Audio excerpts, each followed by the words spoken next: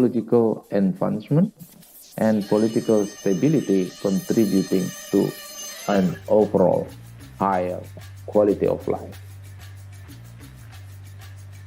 Conversely, in the global south, which includes less economically developed regions in Africa, Latin America, Asia, and Oceania, the standard of living can be more variable. Many countries in the global south face challenges such as poverty, limited access to healthcare and education, political instability, and inadequate infrastructure. While some regions in the global south have experienced significant economic growth and improvement in living standards, others continue to grapple with issues that impact the overall well-being of their population.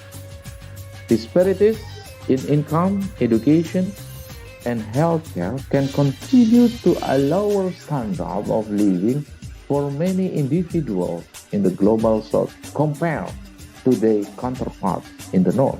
However, it is essential to note that the standard of living is complex metric, and conditions can vary widely within both the global north and south.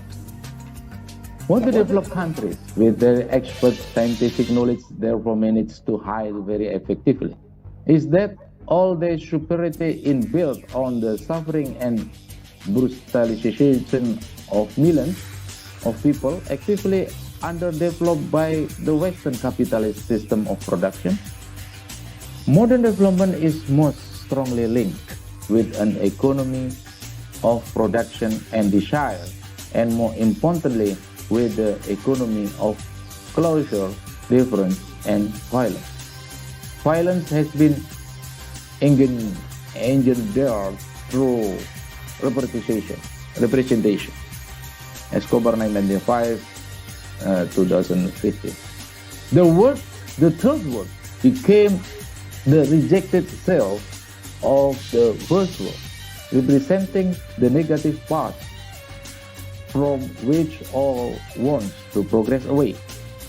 This is the illusion cast by the first word to construct and implement neocolonialism, where Africans oppress themselves and their own due to the internationalization of the centuries of lies and abuse.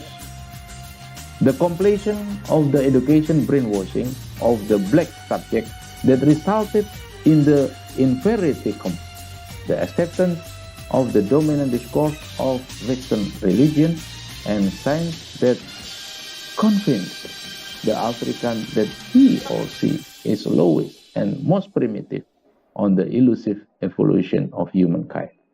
But the first white word is completely dependent on the third word for its survival.